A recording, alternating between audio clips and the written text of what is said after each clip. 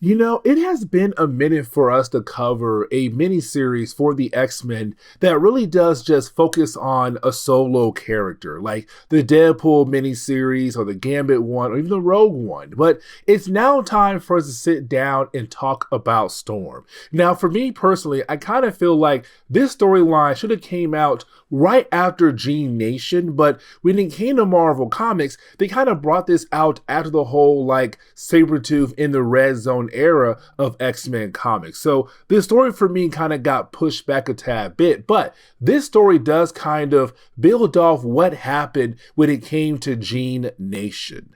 And we have talked about Gene Nation before on the channel. You see, Gene Nation is just the Morlocks. Let me explain. You see, when it came to Colossus' older brother, better known as Mikhail, he kind of went a tad bit insane and kind of killed himself, but also killed off the Morlocks. Well, technically, we were left to believe that would happen, but in reality, that was not the case. Let me explain. You see, for Mikhail, what he did was he opened up a portal that led into a different dimension. And so for the Morlocks, they were never dead. Now in this other dimension, time moved differently. And so they grew older at a faster rate than they would on Earth. And so of course, there came the second generation. Now, for the second generation, they wanted to go back to Earth to kind of attack the human race for what they had done to Morlocks over the years. And so for Gene Nation, they were attacking people back on Earth. The X-Men got involved. And that led into a whole storyline where Storm had no choice but to kill off the leader of Gene Nation, which was Meryl, as a way to save a group of humans who were going to die by the hand of a bomb. And so thanks to Storm, she did save their lives, but Storm had to kill somebody. And for Storm, she's not a killer. And so killing somebody is all new to her. She has no idea how to handle that. But this storyline kind of picks up where that left off at. But as we get into the opening pages of the storyline, we actually pick up Sunday night with Cable. Now, this is Cable walking around the tunnels of the Morlocks. Now, while he's doing that, he's trying his best to find Storm because he realized there's something going on with Storm. He believes that she might be in danger. And the problem is that when he does find Storm, Storm is dead. She's laying there right now in front of him, just dead. And for Cable, he's wondering what in the world happened to her. And so, of course, we now have to go back in time. And so now we pick up Sunday morning. Now, when we do, it's really more Storm having a hard time moving on from the fact that she had killed off Marrow, the leader of Gene Nation. Now, for Storm, she always feels like there is always another way to stop somebody without actually killing them. But that's the problem right there. For Storm, she had no choice. She had to kill somebody, and she's not used to it. Now, on top of that, she kind of feels like she's a bad leader, but not a bad leader for the X-Men, a bad leader for the Morlocks. You see, there was a storyline where you had Storm defeat Callisto, the first person who was in charge of the Morlocks. Once she did defeat that person, Storm became the leader of the Morlocks. Now for Storm, she did not stay behind. Matter of fact, she said, Callisto, while I'm gone, you are still leader of the Morlocks. But for Storm, she kind of feels like if she was actually there, being the leader of the Morlocks, then most likely everything that happened so far to Morlocks over the years in X-Men comics, the Mutant Massacre, Gene Nation, and so on, all those different things most likely would not happen at all if she was a good leader, if she had stayed with the Morlocks in the tunnels.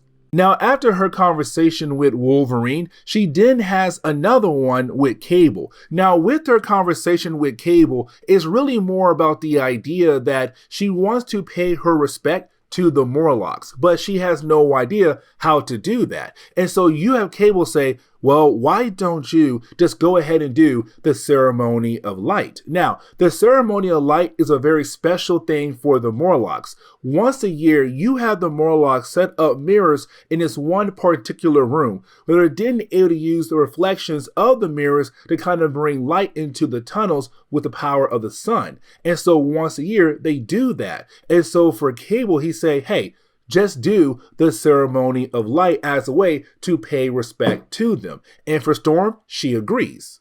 Now, another reason why I say this storyline should have came out a while ago, because, okay, the whole idea of Storm and Forge relationship, because by this point in time in Marvel Comics, they weren't really together. They were, but like he's on X Factor, she's on the X-Men, and they're kind of far apart from one another. But on top of that, for Forge, he also has feelings for Mystique as well. But this one page right here is really more the two characters kind of realizing that their relationship is coming to a close very quickly. Now, for Logan, around this time in Marvel Comics, he was more feral than usual. And I'm not really going to sit down trying to explain what's going on with Logan because he is a minor character in the storyline. But for Logan, he goes to Charles Xavier and tells Charles, like, hey man, listen, I think you should go talk to Storm. She needs some father advice. But for Charles, he's kind of like, I have never been a great father to anybody, so technically I cannot help her. But thank you, Wolverine, for expressing your concerns for Storm.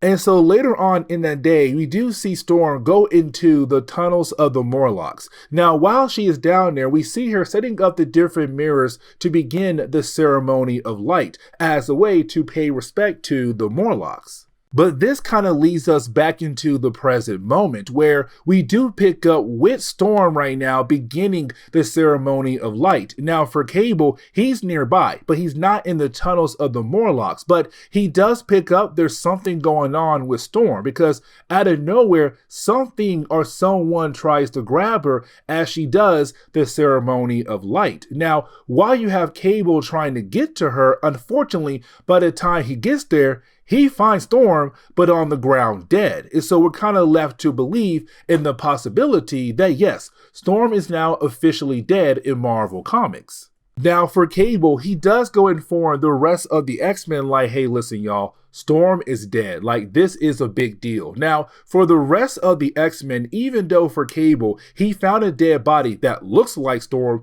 the rest of the X-Men don't believe that Storm is dead, especially for Jean Grey. And here's the reason why. Because for Jean Grey and Storm, they're so close to one another that basically they're sisters. She's kind of like, listen, if something had happened to Storm, I would have felt that. And so I kind of feel like there is a possibility that Storm is still alive.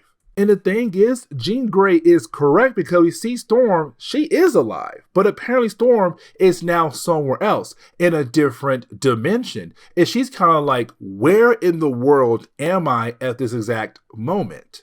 And so as we get into the second chapter, it's really more of us now seeing Storm in this other dimension. Now for Storm, she's trying her best to adjust to the situation, but also kind of get a better idea of where in the world is she? Now, on top of that for Storm, it's also kind of like, okay, can she use her abilities in this other dimension? Now, we already know, technically, yes, she can, but it takes time for her to kind of be in tune with this dimension's weather patterns so that she'll then be able to actually control it. Like, for example, in this dimension, it rains acid. And so at first, it's kind of like, okay, is this a burn her yet? It's a small itch. But over time, it will begin to burn away at her body. And so now she has to find some kind of cover. Now, as we jump back over to Earth, it's really more of us now seeing Cyclops trying to have a conversation with Cable. Now, this conversation is kind of important because it's really more Cyclops kind of wondering, like, has Cable ever found a way to deal with the possibility of death? Like, hey, Cable, you're from the far future. You have seen a lot of things over the years.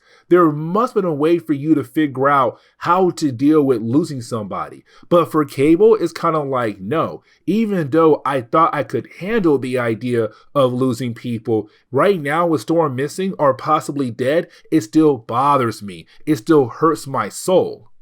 Now, as we transition back over to Storm, it's really more of us now seeing Storm, being able to attune to the weather of this dimension where now she can kind of control it. Now, she also finds this settlement, and when she does, she is quickly attacked by these group of people just out of nowhere. Now, for Storm, we already know. Homegirl does not play around at all. And so you have Storm go ahead and use her ability to take out the people that were attacking her. Now, one of the last few guys who was standing, she does ask him a few questions like, okay, where am I? Like, what is this world? What is this place called? Now, the guy said it's called the Hill, and that's what Father called it before he was killed off by somebody else who's higher up. But apparently, this hill kind of represents a pyramid of power where basically, if you're at the bottom, you are the worst kind of people in this area. But if you're at the very top, that means you are the strongest. And so for Storm, she kind of realized that this reflects the whole idea of Apocalypse. Because for Apocalypse, he was really big on the idea of survival of the fittest. The strong may live, the weak may die, the strong may lead, the weak must follow. And so right now for Storm, she kind of realized that kind of concept was brought over here to this hill in this dimension where whoever is on top is basically the most powerful person in this area. And so for Storm, she begins to work her way up the hill.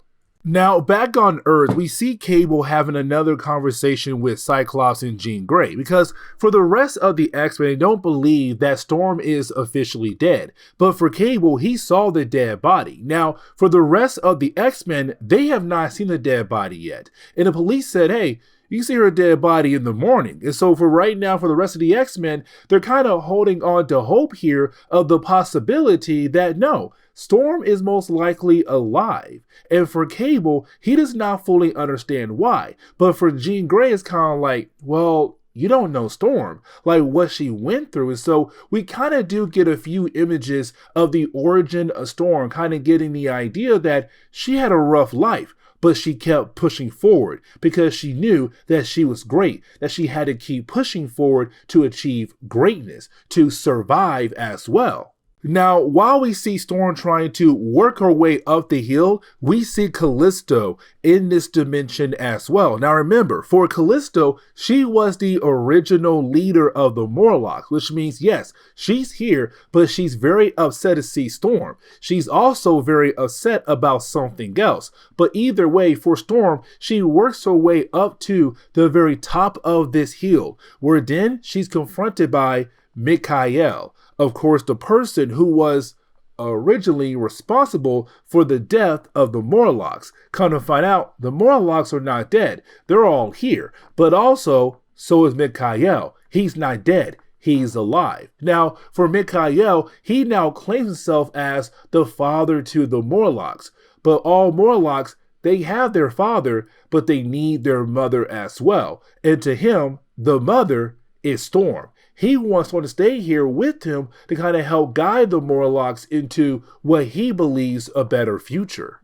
And so as we dive into the third chapter, we're now picking up with Cable back on Earth, but he's going into the communication room. And the reason why, because nobody has called Forge to inform Forge like, hey man, listen, so your girlfriend Storm is possibly dead. And so for Cable, he has to be the one to break the news to Forge of the possibility that Storm might be dead. But back in the other dimension, we kind of get the idea of the survival of the fittest that you had Mikhail put into this dimension on this hill, because you do have one of the Morlocks being able to make it to the very top. But you did have Mikhail kick that Morlock right off the top of the hill to kind of say like, you are strong, but you are not strong enough to live up here with me at the very top of the hill. And so you didn't have Mikhail go back over to Storm. Now, before you have Mikhail being able to have a conversation with Storm, you do have a few more members of the Morlocks try to attack her. And the reason why, because they believe that she also does not have the right to be on top of the hill. They believe that she is not strong enough. But you do have Storm show like, no, I am strong enough, and she take care of them very easily. Now, for Mikhail, he does kind of explain how this dimension worked, with the idea of Storm wound being easily healed up. She was stabbed, but the wound is gone completely. Now, here's the thing, because for Mikhail, he's trying his best to convince her to basically stay by saying like, look, don't go, stay here. And here's the reason why, because time moves differently in this dimension. Most likely, your people, they believe that you are dead, that you are no longer around. And matter of fact, most likely years have passed by and they have all died as well. Now for Storm, she kind of realized that Mikhail is trying his best to make her believe whatever he says, but she kind of realized there's some doubt in what he's actually saying. But after all of that, you did have Mikhail introduce a few members of Gene Nation. And this is really huge because we learn here that technically he's in charge of Gene Nation. And matter of fact, he does tell Storm, like, listen, I'm going to send a few members of Gene Nation back over to Earth to pull off a mission, to go after X Factor. And the reason why, because even though X Factor are mutants, they're working for the American government, the human race. And that right there is not okay at all. And so to him, they gotta go. And so you have Storm kind of realize what's going on here, that Gene Nation being run by Mikhail, and his war against the human race will continue on for how long it ever takes. Now, the ending of the third chapter does kind of move very quickly here because you do have a lot happen. Like, for example, you do have Mikhail begin to feel some kind of pain. And we kind of get the idea that for Mikhail, he's not really able to control his powers all the way, it seems like, because out of nowhere, he does open up a portal. Now, Callisto does appear. And this is where we learn that when it comes to Mikhail, every single time somebody does the ceremony of light, he was kind of hoping that Storm, at least one time, would be there so that he could grab her. But you also had Callisto say he found somebody who looked just like you, the same color, same sex, same height, all of that, and basically placed that person left behind to make the rest of the X-Men to believe that you are dead. And so right now for Callisto, she's also very upset with Storm. And the reason why, because for Callisto, she was by Mikhail's side, kind of like his queen. But then, of course, he pushed her down to make her earn that title. But when she saw Storm fly by, for Callisto, she got very upset because to her, it seemed like she's about to lose her position once again as the leader of the Morlocks. She can't have that. Now, for Storm, she's holding Mikhail with a knife to his throat. But you do have the few members of Gene Nation say, you better stop right now, because if you don't, this bomb right here will head over to the base of X Factor, where of course we'll go ahead and kill off your fellow friends. So go ahead and let our father go. And so as we get into the final chapter, the opening pages where you really have Storm kind of push Mikhail in that position where it's like, hey, listen, you have a choice here. You can go ahead and use your power because while you were here, you got stronger, you got older, but you also got wiser with your abilities. So go ahead and use your powers as a way to take this entire heal back over into the main Marvel universe. And so for Mikhail, he does that. Now for Callisto, she did not want it to happen, but of course it still does. And for the Gene Nation, they're kind of like, great. Our father did show that he is weak, but also we're now going back to Earth. But back on Earth, for Cable, he was trying to do the ceremony of light once again as a way to pay his respect to Storm. The problem is that while trying to do that, well, out of nowhere, a portal does open up. And so now you have Cable get involved in this big, huge battle that's going on with all these different characters in the tunnels of the Morlocks. Now for Storm, she makes sure that Mikhail keeps that portal open long enough to allow every single Morlock who is on that hill to come back over to Earth. Now with that being said, you also have Storm being able to handle the person who has the bomb to make sure that bomb does not go off. So two things done right there. Now for Callisto, she's very upset because once again, it does look like here comes Storm taking away her leadership role. And for Callisto, that is not okay at all. And so she does try to attack Storm. But you do have Storm being able to defend herself once again. Now, after you have Storm do that, you did have Cable call Jean Grey, where of course she calls in the rest of the X-Men. But this kind of leads into the story kind of wrapping up very quickly here, because you do have Meryl kind of get away from Storm and the rest of the X-Men, but she's then founded by Meryl. So we do find out here that Meryl is alive. And even though Storm did cut out her heart, Meryl says she only cut out one of my hearts. I have two. And you do have Meryl grab Callisto and they're able to get away. Now, something else does happen. For Mikhail, he does go back into that other dimension. And the reason why, because he's very scared of somebody else. Somebody that he was working for, that he's very scared of. Now for Storm, she does have a solution for all the Morlocks she brought back over to Earth. She's kind of like, y'all going to Africa to work in this very harsh area in Africa because you guys just came from a harsh environment. So you should be okay in that area. Now we also learn about the person that Mikhail was scared of. That would be Beast. I'm sorry, that would be Dark Beast. You see, the whole idea of the Morlocks, the whole idea of G Nation came from Dark Beast. Now, we're going to learn more about this later on in other videos down the road. We kind of get the idea that, yes, Dark Beast is the reason why we have the Morlocks in G Nation. But the question is right now, how? But the book does kind of end with Storm kind of giving us a new hairstyle, but also a brand new X outfit as well. But this is where we're going to end today's comic book video. So please leave me a like down below and subscribe. But guys, see y'all next time. Later.